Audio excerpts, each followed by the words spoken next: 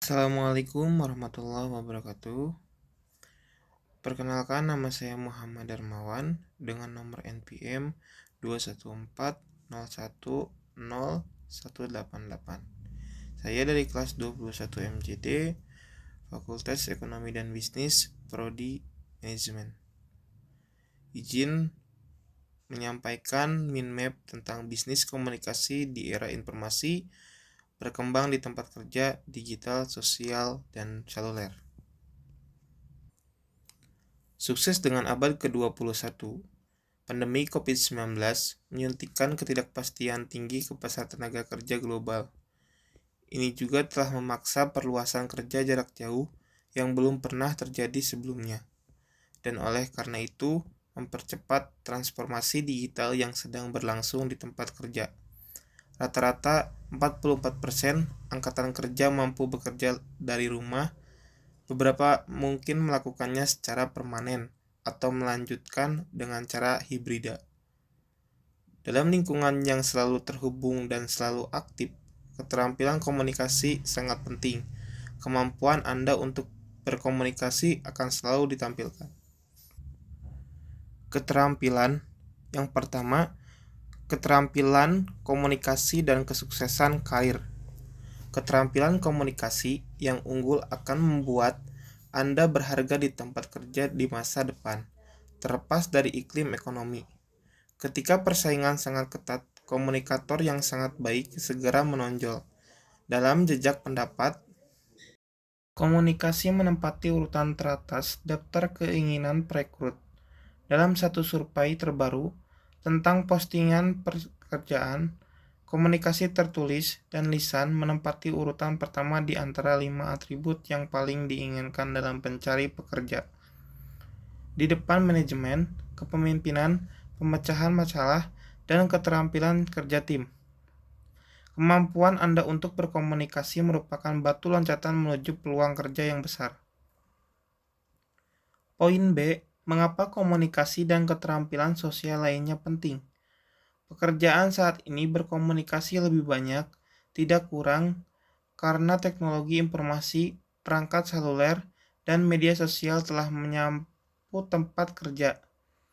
Menurut sebuah survei, rata-rata karyawan menghabiskan hampir 12 jam per minggu untuk menjawab email di kantor dan 5 jam lagi dari rumah.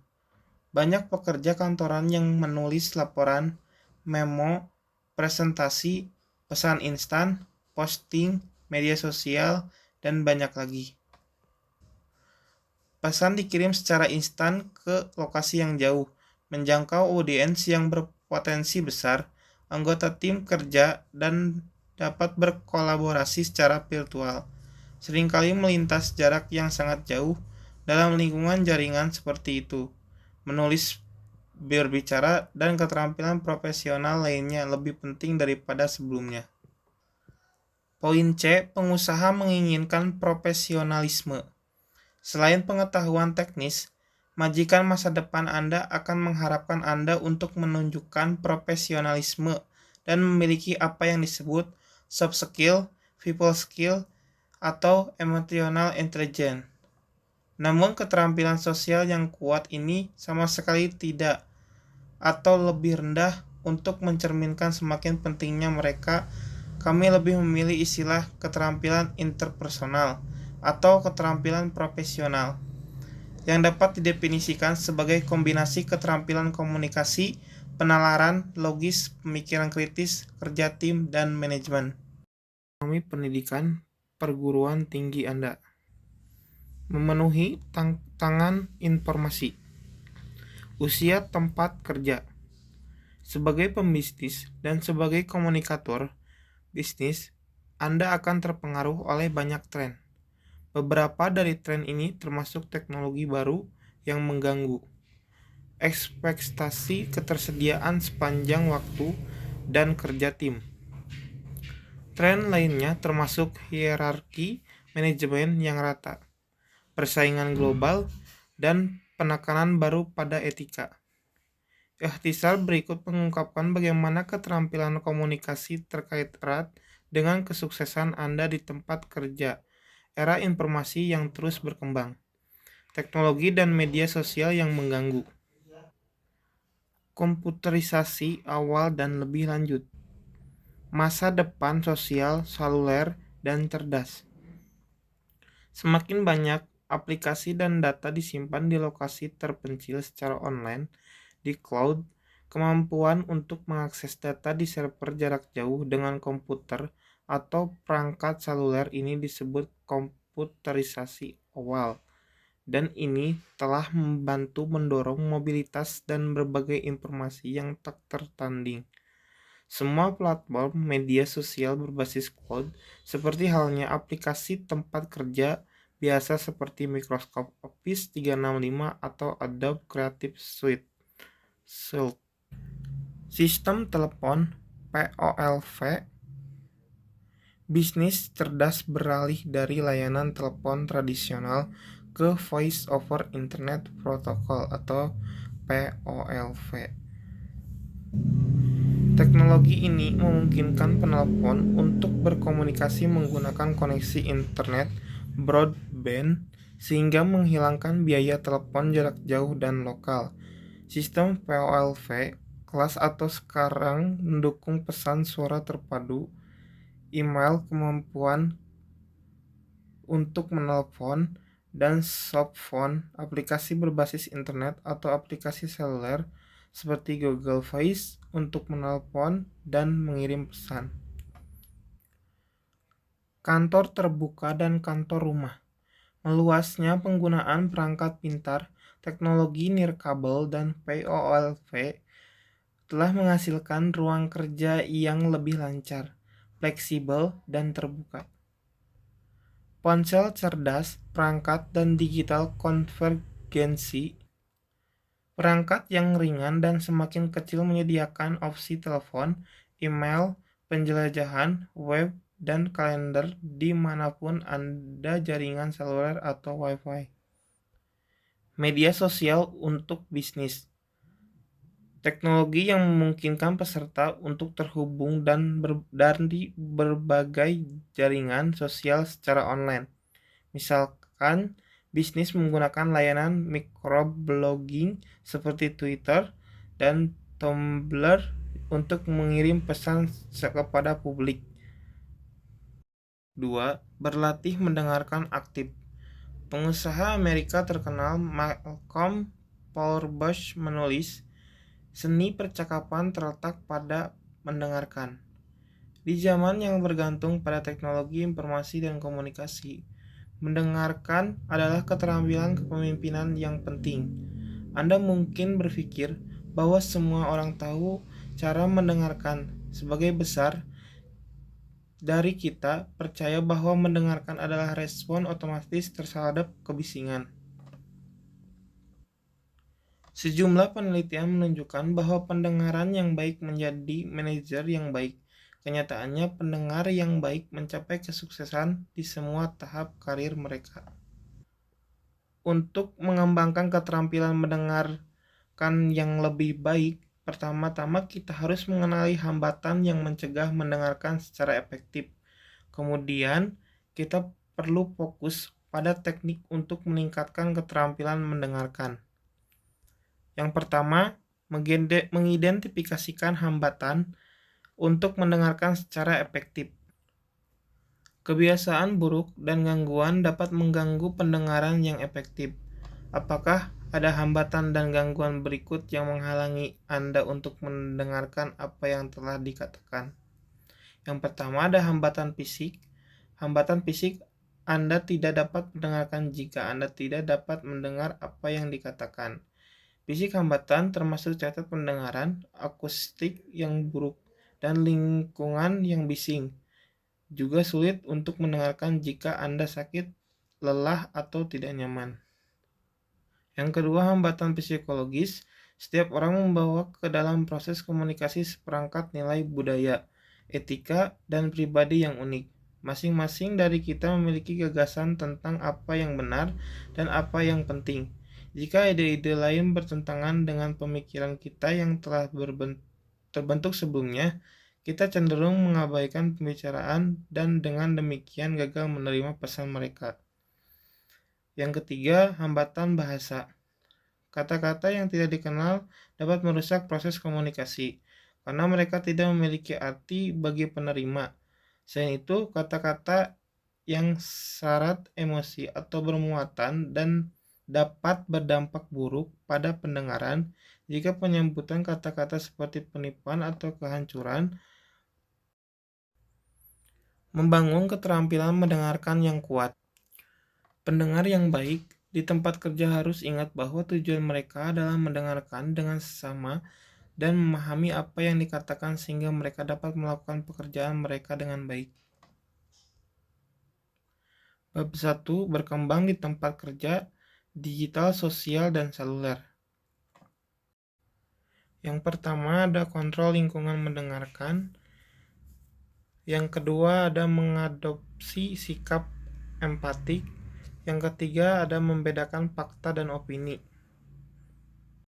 Yang pertama, kontrol lingkungan mendengarkan. Contohnya, bila memungkinkan, hapus pesan yang terdengar, tutup jendela atau pintu, matikan TV dan smartphone, dan jauhi orang yang berisik. Yang kedua, mengadopsi sikap empatik. Mendengarkan secara efektif membutuhkan empati, kemampuan untuk memahami perspektif orang lain dan secara emosional menanggapi pengalaman mereka. Berharap untuk belajar sesuatu dengan mendengarkan, membedakan fakta dan opini. Fakta adalah kebenaran yang diketahui ada. Untuk contoh, Apple berkantor pusat di Cupertino, California. Opini adalah pernyataan penilaian atau preferensi pribadi. Misalkan saham Apple selalu merupakan investasi yang bagus. Berkomunikasi secara non-verbal melibatkan lebih dari sekedar mendengarkan kata-kata yang diucapkan. Isyarat non-verbal pada kenyataannya dapat berbicara lebih keras daripada kata-kata.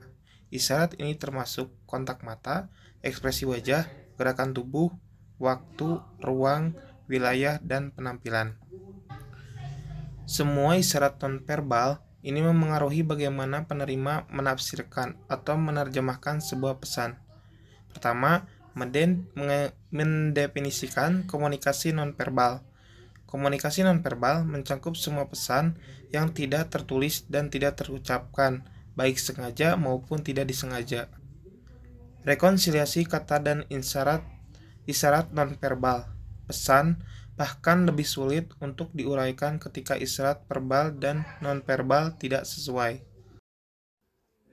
Untuk isyarat atau tindakan karena perilaku dan interpretasinya sangat bergantung pada konteks dan latar belakang budaya seseorang. Seperti yang akan Anda lihat, yang pertama, poin A, tubuh mengirim pesan diam.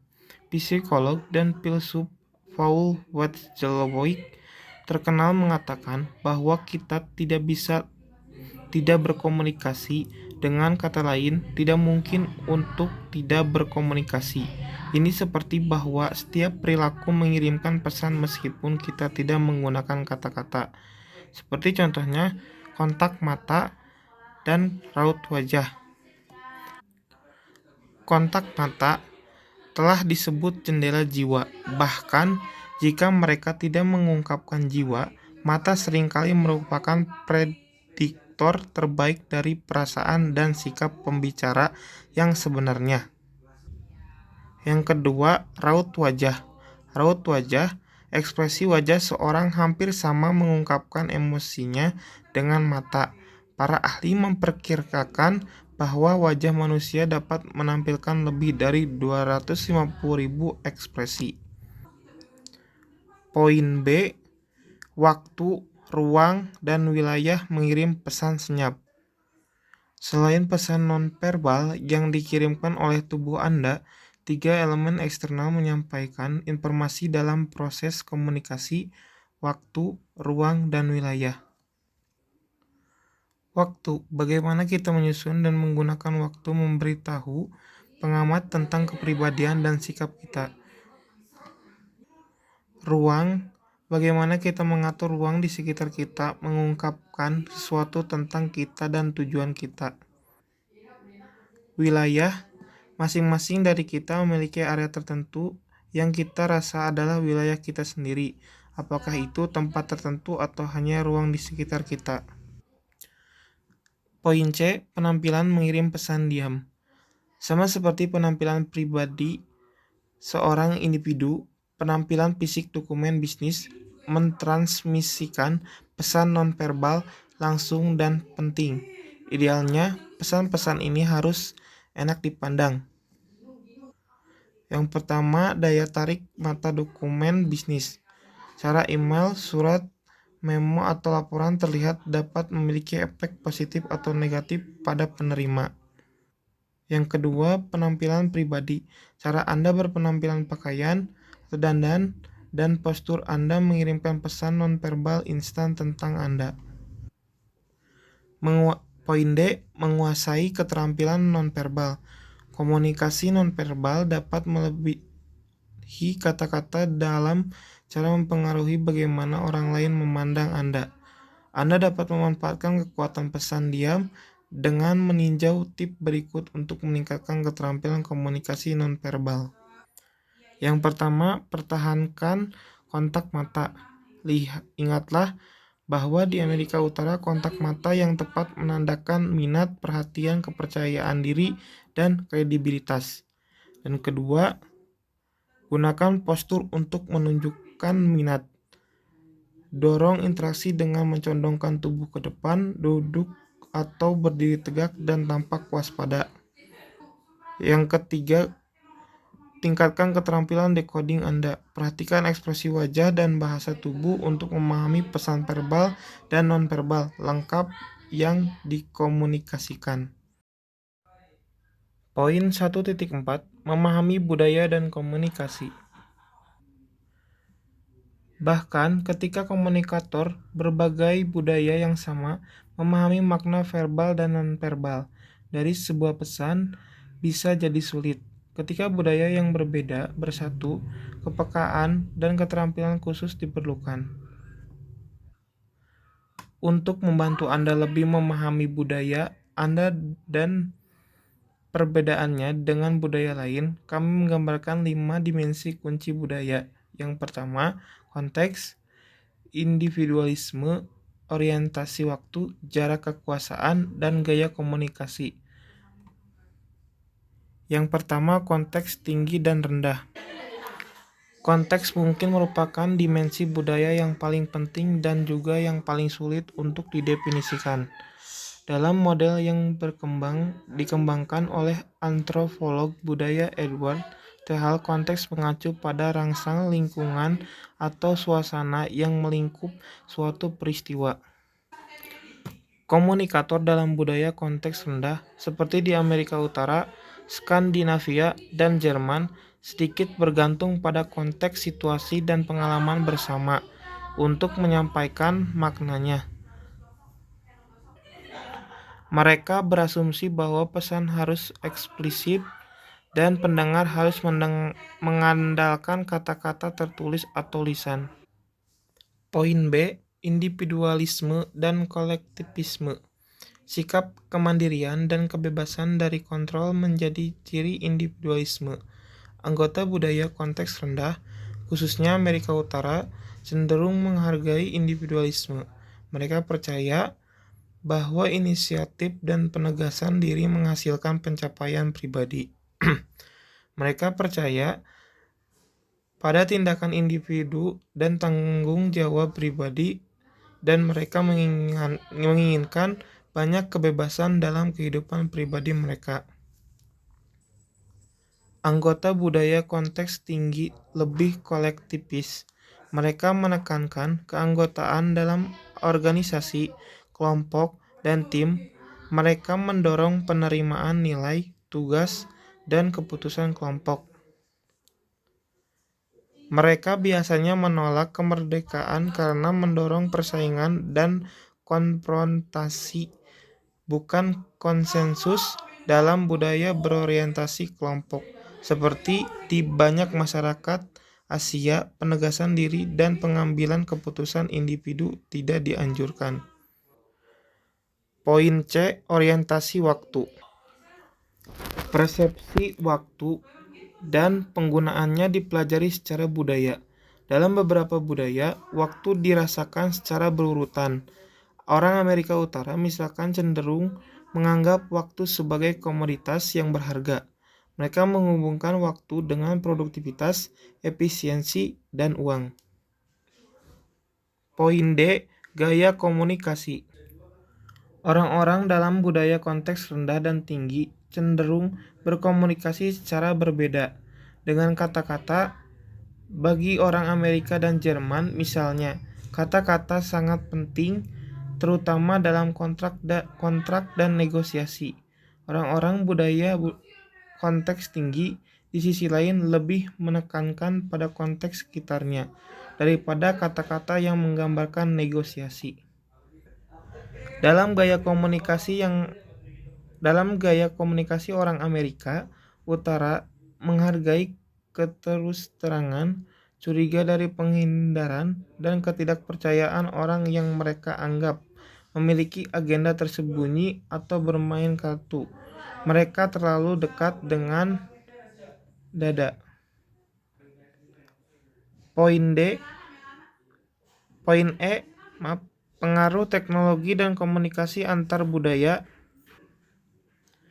Sedikit yang akan mempertanyakan keterhubungan dan jaringan yang disediakan oleh media sosial dan teknologi komunikasi saat ini. Dengan sumber daya minimal, komunikator dapat berinteraksi secara instan, melintasi jarak yang sangat jauh dengan audiens yang lebih besar dan lebih bervariasi daripada sebelumnya. Poin 1.5 Memastikan efektivitas antar budaya. Menyadari budaya Anda sendiri dan perbedaannya dengan orang lain adalah langkah pertama dalam mempelajari keterampilan antar budaya. Langkah lain melibatkan mengenali hambatan untuk akomodasi antar budaya dan berusaha untuk mengatasinya. Ekonomi era digital membutuhkan pekerja yang dapat berkembang dalam tim yang beragam dan berinteraksi secara efektif dengan pelanggan dan klien di dalam dan di luar negeri. Poin A. Menghindari etnosentrisme dan stereotip. Proses pemahaman dan interaksi yang berhasil dengan orang-orang dari budaya lain sering terhambat oleh dua hambatan, yaitu etnosentrisme dan stereotip. Namun, hambatan ini dapat diatasi dengan mengembangkan toleransi dan empati, dua alat bantu komunikasi yang kuat dan efektif. Poin B. Komunikasi lisan yang berhasil dengan audiens antar budaya. Saat Anda melakukan percakapan dengan seorang dari budaya lain, Anda dapat mengurangi kesalahpahaman dengan mengikuti tips berikut. Gunakan bahasa Inggris dengan sederhana, perlahan dan ucapkan dengan jelas, umpan balik dan akurat, amati pesan mata. Gunakan bahasa Inggris yang sederhana, berbicara dengan kalimat pendek, di bawah 20 kata, dengan kata-kata pendek yang familiar. Perlahan dan ucapkan dengan jelas. Hindari ucapan cepat, tetapi jangan meninggikan suara Anda berlebih dengan jeda dan berhenti penuh. Umpan balik. Ajukan pertanyaan menyelidik dan dorong pendengar untuk memparafrasekan apa yang Anda katakan. Amati pesan mata. Waspadalah terhadap ekspresi berkaca-kaca atau mata yang mengembara. Ini memberitahu Anda bahwa pendengarnya tersesat. Poin C. Komunikasi tertulis dengan audiens antar budaya. Saat Anda menulis surat kepada seorang dari budaya yang berbeda, Anda dapat meningkatkan peluang Anda untuk dipahami dengan mengikuti saran berikut. Yang pertama, pertimbangkan gaya dan konvensi lokal. Pelajari bagaimana dokumen diformat dan bagaimana surat ditangani dan dikembangkan di negara pembaca yang dituju. Yang kedua, amati judul dan peringkat. Gunakan nama belakang, gelar, dan tanda pangkat dan status lainnya. Gunakan kalimat pendek dan paragraf pendek. Kalimat dengan kurang dari 20 kata dan paragraf dengan kurang dari 8 baris paling mudah dibaca. Poin D. Tumbuh keragaman tenaga kerja. Sementara perusahaan-perusahaan Amerika Utara memperluas operasi global dan beradaptasi dengan berbagai pasar berkembang, tenaga kerja domestik juga menjadi lebih beragam. Keberagaman ini memiliki banyak dimensi: ras, suku, usia, agama, jenis kelamin, kebangsaan, asal, disabilitas, orientasi seksual, dan lain-lain. Tindak lagi para ahli tempat kerja akan didominasi oleh orientasi Angelo dan berpusat pada lelaki. Poin E. Memahami manfaat keragaman di tempat kerja. Ketika masyarakat dan tenaga kerja menjadi lebih beragam, komunikasi yang berhasil di antara berbagai kelompok identitas membawa keuntungan yang berbeda dalam 3 bidang. Yang pertama, konsumen, yang kedua, tim kerja, yang ketiga, bisnis. Poin terakhir, poin F, berkomunikasi di tempat kerja yang beragam. Penerimaan dan harmoni tidak terjadi secara otomatis ketika orang-orang yang berbeda bekerja sama. Ini berarti bahwa organisasi harus berkomitmen terhadap keragaman. Dimanfaatkan secara efektif, keragaman dan inklusi dapat meningkatkan produktivitas dan mendorong perusahaan menuju kesuksesan. Tantangan keragaman tenaga kerja dan bagaimana hal itu dapat menguntungkan organisasi. Lihatlah keragaman dan inklusi sebagai peluang, bukan ancaman. Komunikasi antar budaya, membangun tim, dan resolusi konflik adalah keterampilan yang dapat dipelajari. Yaitu yang pertama, memahami nilai perbedaan. Yang kedua, pelajari tentang diri budaya Anda. Yang ketiga, buat lebih sedikit asumsi. Yang keempat, kesamaan. Baik, terima kasih sebelumnya. Mohon maaf apabila ada kesalahan kata.